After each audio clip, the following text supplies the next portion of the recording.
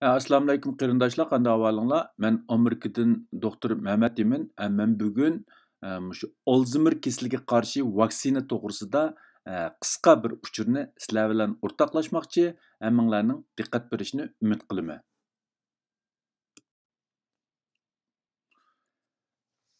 Bu Alzheimer kasali yoki Alzheimer kasali deganimiz shu yaşanğanlarda ko'p uchraydigan xotirasini yo'qotish, aqlini yo'qotish asos kasal alomat qilingan bir kasal bo'lib, bu kasalga nisbatan hozir qadar davolash yo'q. Ya'ni kishilar bu kasalga giribtor bo'lgandan keyin o'zining xotirasini va aqlini yo'qotib qo'yish sababidan bu turmuşda boshqalarga tayinib qoladigan ahvol bo'ladi. Men bu to'g'risida ikki qitim leksiya so'zlab o'tgan.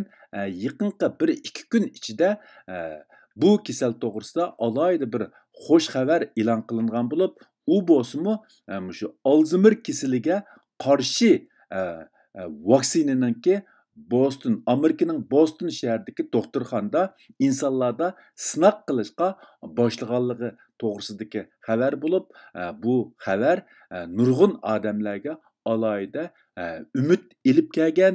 Albatta, bu texi dastlabki sinaq bo'lgan bo'lib, buningki natijasi qanday bo'ladi, unumi qanday bo'ladi, hozircha bizga u noma'lum. Shundoq bo'lsa-mu, bu shu insonlarda shu Alzheimer kasaliga nisbatan alohida bir umid ilib keladigan cho'ng bir xabar bo'lganligi uchun men buni qarindoshlar bilan o'rtoqlashishni to'g'ri ko'rdim. Chunki bizningki yeshimizningki ish berishiga ergishib, har birimizningki bu kasalga giribtor bo'lish ehtimoli mavjud. Hozir qadar bu kasalningki oldini olish to'g'risida yoki davolash to'g'risida alohida bir unumlik davolash bo'lmaganligi uchun kishilarningki yishining cho'ng'ayishiga ergishib, bu kasalga nisbatan andishlarimi ish beriyotgan. Bu xabarninki, ya'ni bu Alzheimer kasaliga qarshi bu vaksinaninki rasmiy ishlab chiqarilib, shu insonlarda sinaq qilishga boshlanishi kishilarga bu jihatda nihoyatda zo'r bir umid ilib kelgan. Men yuqorida o'tgandagidek, bu texi dastlabki qadamdagi sinaq bo'lganligi uchun buningga o'xshamagan olimlar o'xshamagan qarashda bo'lmoqda. Lekin ko'pincha olimlarniki qarashicha bu xil vaksinaninki tamoman imkoni borligi, ya'ni bu qitim misolanki bu qitim mag'lub bo'lgan taqdirdami cho'qim shu Alzheimer kasaliga qarshi vaksinaninki ya'ni unumlik vaksinaning dunyoga keldiganligiga ishonch komil ekanligini o'tirib qo'yishgan. Bu hamda insonlarda hozir sinaq qilishdan burun nurg'un yillar bu hayvonlarda sinaq qilib ma'lum darajada unumga erishgandan keyin, anandan keyin bu odamda sinaq qilish boshlangan. Yana bu vaksinaninki o'tirg'a kelishi, dunyoga kelishi bir tasodifiylik bo'lmasdan shu sohada xizmat qilayotgan olimlarniki uzun muddat tirishchanligi natijasida o'tirg'a kelgan.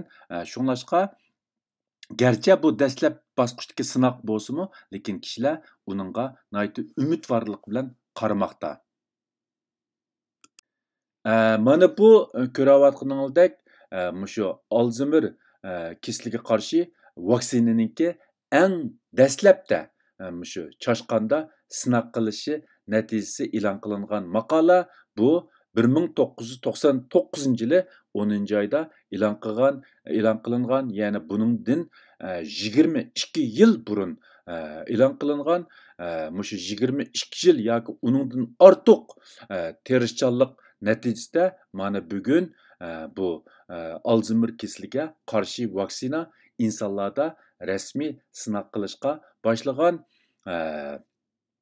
Ishonamanki, yaqin kelgusida bu sinoq natijasi niki unumlik bo'lgan xabarni anglaymiz.